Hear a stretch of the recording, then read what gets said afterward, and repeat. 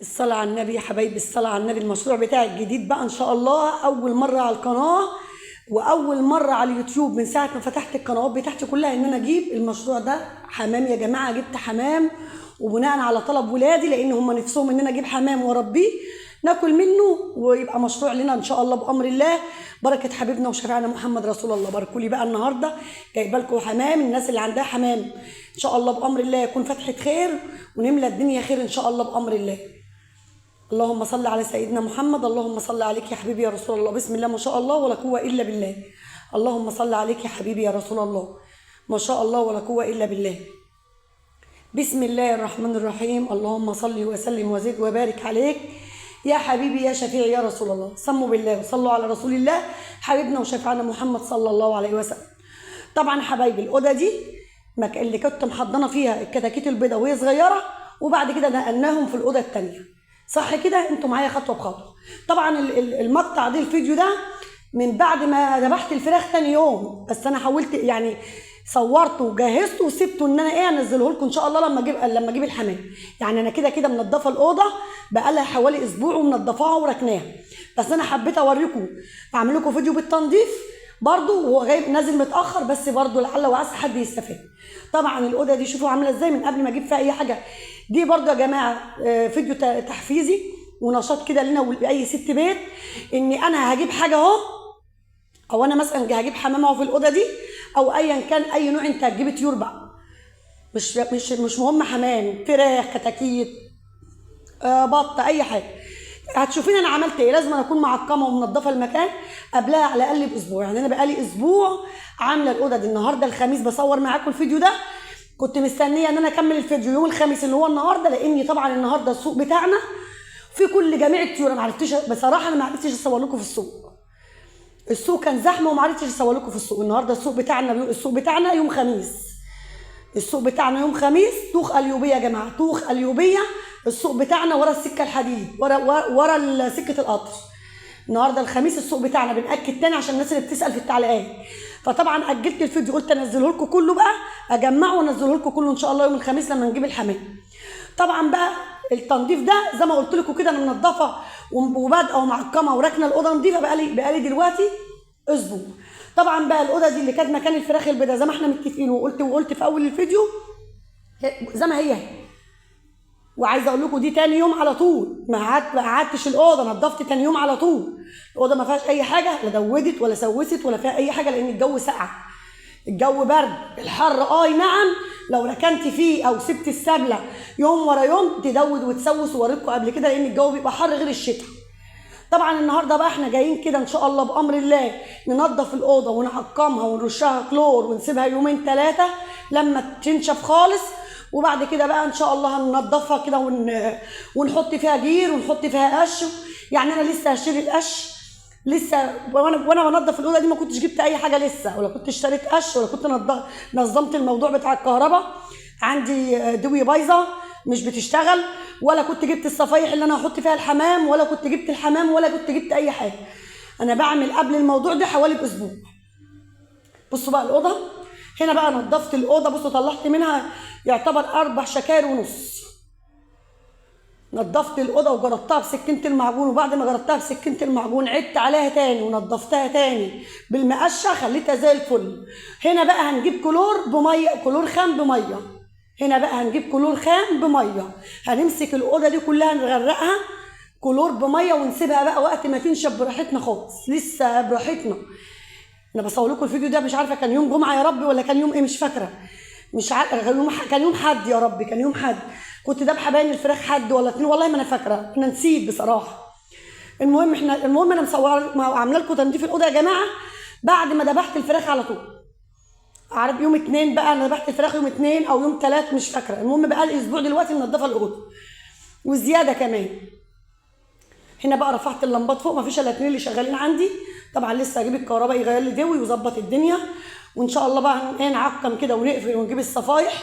في صفايح سمنه بتتباع يا جماعه، الصفيحه ب 10 جنيه للحمام. عندك صناديق حطي، عندك اي حاجه بقى ايا كان الموجود. احنا المتوفر عندنا في البلد الصفايح. في صناديق لو عايزين نجيب صناديق هنجيب، بس الصفايح احسن لان الجو ساقع بيدفوا فيها اكتر. هنا بقى كنا خلصت الاوضه وهعقمها بقى معاكم بايه؟ بكلور خام وميه وهقفلها على كده اهي. خلينا الاوضه فل شمعه منوره كده وهبناها.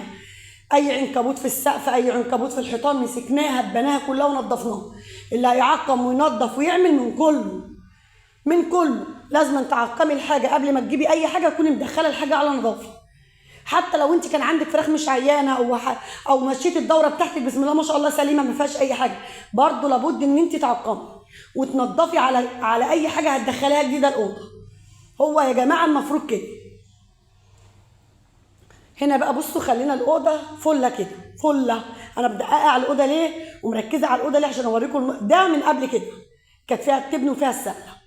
هنا بقى جبنا ايه؟ اللهم صل على سيدنا محمد. كلور اهو، رشيت كلور الاوضه كلها. بصوا من اول العتبه جبنا كلور خام بميه ورشينا الاوضه كلها من اول العتبه لغايه العراقيب.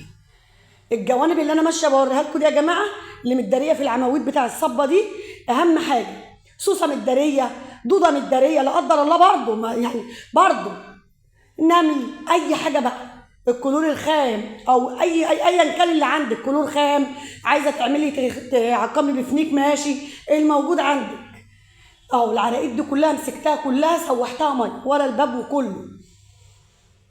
اي سوسه بقى اي حاجه متداريه ممكن ما اكونش انا شايفه حاجه متداريه في الجوانب دي الكلور بيقضي عليها تمام.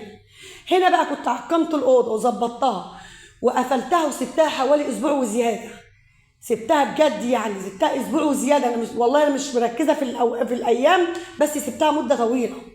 هنا بقى كنا بصوا اي صندوق بقى اي طوب قوالب الطوب والصناديق والعلافات والسقايات كله مسكت بقى تعب بتعب. قفلت الاوضه وعقمتها وخلصتها. حتى الصندوق اللي انا كنت ناقله فيه الفراخ عقمته بشويه كلور كده وظبطته وخلينا عند الصرف مفيش ولا حتى اي حاجه. كله اتعقم بكلور خام وحتى الطوب والله عقمها بكلور والصواني والصناديق كله. بصوا الاوضه اهي مفيش اي حاجه مكان الفراخ لما عقمتها كله اتعقم. بسم الله ما شاء الله خلينا المكان زي الفل. اللهم صل على سيدنا محمد. انا بقى مش مستعجله على حاجتي تنشف براحتها تتعقم براحتها تتشمس براحتها تتهوى براحتها. المهم ما يبقاش في ريحه كلور. ما تستعجليش على الحاجه بعد ما عقمتيها ان انت تجيبي الحاجه فيها على طول. اصبري لما الحاجه يومين ثلاثه تتعقم. بصوا بقى هنا بقى كنت قعدت يومين ثلاثه اجهز في الحاجه. جبت قش وجبت الصفايح اهو علقتها ودخلت بقى بصوا القش اهو وعقمت الاوضه بجيره اهو من زي ما انتم شايفين. حطيت جير في الاول خالص وبعد كده حطيت فرشتها قش وبعد كده علقت الصفايح كلها بمسامير صلب ربطتها بدباره بفتل دباره كده وعلقتها. مجهزه المكان ده على فكره من امبارح بالليل من يوم الاربع بالليل. اللمبات قايده من يوم الاربع بالليل. الصفايح دي معلقاها بقالي يومين ثلاثه بقالي يومين كده. بصوا حطيت في قلب الصفايح كلها قش زي ما انتم شايفين اهو. هنا بقى كنت انا رحت السوق النهارده الخميس وجبت الايه وجبت الحمام. في الوقت دي بقى كنت انا رحت السوق جبت الحمام وجيت. بس انا بوريكم ان انا قبل ما اجيب الحمام كنت حاطه جير وحاطه قش ومجهزه حاجتي بقالي يومين ثلاثه مجهزه الحاجه دي ومعلقه الصفايح ومظبطه الكهرباء. حتى انتوا في الاول كنتوا شايفين لمبتين اللي معلقين بس لمبتين اتنين بقى دلوقتي بقوا بسم الله ما شاء الله 5 لمبات وفي دوايه مش حاطه فيها لمبه. يعني انا مولعه 4 لمبات يضفوا الاوضه وفي دوايه من غير لمبه. مع ان انا مش جايبه حمام زغاليل يا جماعه. انا جايبه حمام يعني لسه هينتج بيض يعني جاي على وشه بيض. لان انا جايباه من حد طبعا فلاح من عندنا من البلد وموثوق منه. لو حد غريب انا عمري ما هجيب الحاجه الجاهزه دي لان ساعات بتبقى ما بتبيضش بتبقى مجدره بتبقى فيها اي حاجه. واتنين شباب عندي اخوات مصطفى ابني يعتبر اخواته جيراننا جوهم معايا لان هم شغلتهم الحمام. جوهم معايا والله هم اللي نقوهولي وهم اللي جابوهولي. قالوا لي يا ام مصطفى هتاخدي زغاليل هتقعد عندك 6 شهور عقبال ما تبيض. هتاخد وقت ما تقلقيش من حاجه. اللي ما يبيضش عندك هديه لغيروك. اسمعي كلامي. المهم احنا جبنا 5 جواز منهم جوز لسه ما اتجوزش. اللي انا حافظاه ده الوحيد اللي ما اتجوزش لسه يا جماعه. دي ذكر وانتاج. الابيض دي ذكر ودي اللي هي الملونه دي انتاج. فانا جبت له حاجه من السوق كده بحيث ان هو عقبال ما يوم ولا 2 ياخدوا على بعض ويتجوزوا وبعد كده هسيبهم مع ال4 تجواز اللي في الاوضه. اللهم صل على النبي. دول 5 ذكور يعتبروا 5 نوتي اللي هم في الكرتونه دول 4 ذكور و4 نوتي. وطبعا حابسين ذكر وانتايه لسه ما اتجوزوش في البتاع اللي انا شاريها من السوق. انا شاريه البتاعه دي من السوق دلوقتي وانا جايب 80 جنيه. دي بقى يا جماعه بيحطوها مثلا الذكر والنتايه اللي ما اتجوزوش. في اصغر زي ما انتم شايفين كده على قد 2، دي تاخد 4 نتايتين وذكرين. في اكبر وفي اوسع وفي اصغر وفي وسط، في جميع المقاسات. بصوا بقى هنا الحمام هياخد على المكان، وربنا يجعل لهم قرفتهم يا رب. بصوا بقى بيطير اهو،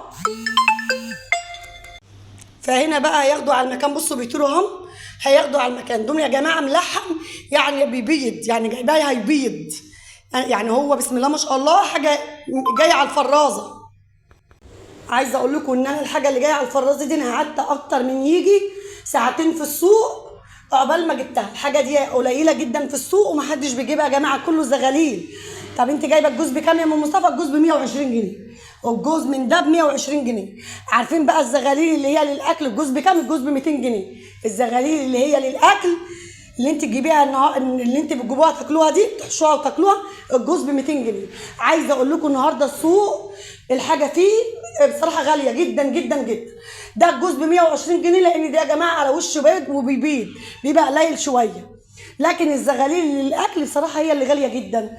فكمان عايزه اقول لكم ان هو جوز ب 150 كمان، في يعني جوز من ده ب 150. بس الشباب اللي هم جايبينهولي طبعا جايبين من اصحابهم، جايبينهولي من اصحابهم، فعشان كده هم كارمينهم شويه في السعر، لكن هو الاساسي بتاعه 150 جنيه. ادعوا لنا دعوه حلوه من قلوبكم بقى، ربنا يسهل الحال كده ويجعل قرفتهم كده خفيفه يا رب، ويرزقنا من وراهم خير. ان شاء الله بامر الله يا جماعه. يعني برضه انا جبت لهم الكلفه بتاعتهم، وجبت لهم السقايات والعلافات، وجبت لهم كل حاجه بتاعتهم. وان شاء الله اي جديد اي حاجه هطلع واقول لكم على الايه عليه. انا اول مره اجيب الحمام دي واربيه عندي واني عندي بصراحه. دي الميه ودي الكلفه اللي انا جايباها اهو. وهنا برضو حطيت للحمام الذكر والنتايه اللي انا حابساهم دول يا جماعه زي ما قلت لكم لسه ما اتجوزوش، حاطه لهم ميه وحاطه لهم اكل وقافله عليهم عايزه اقول لكم النهارده في سوق الحمام موت، زحمه موت. وبعد ما اشتريتهم وماشيه بيهم الناس بتوقفني عايزه تشتريهم مني. عايزه اقول لكم ان انا جايبه من كل حد جوز او جوزين، والله العظيم مش من حد معين. واللي ما بيعجبوهوش يعني ما بيعجبناش ما بناخدوش. يعني قعدت فتره ساعتين عقبال ما جبت حاجه كويسه. زي ما انتم شايفين كده اهو الحاجه بسم الله ما شاء الله زي الفل، ما فيهاش اي حاجه، وربنا المستعان وربنا يكرمنا فيهم ان شاء الله بامر الله خير. القش يا جماعه في الارض علشان السقعه. وطبعا زي ما انتم شفتوا احنا حاطين في الصفايح برضو قش ظبطنا لهم الاوضه. وعايزه اقول لكم الاوضه دافيه جدا جدا جدا، ومدفيها من امبارح. ايضا اللمبات دي من امبارح عشان ادفي الاوضه بسم الله ما شاء الله ولا قوه الا بالله. هو هياخد على المكان بقى، وانا مش هطيره يا جماعه، مش هخليه ان هو يخرج ويجي تاني، مفيش الكلام ده، مش هطيره. يعني انا هخليه ياخد على الاوضه احسن. في ناس بتخليه يخرج ويروح ويجي يعني ياخد على ان هو يطير ويجي. لا انا مش هطير واجيب، هو يفضل في الاوضه على طول. في ناس والله بيقولوا لي احنا كنا بادئين بجوزين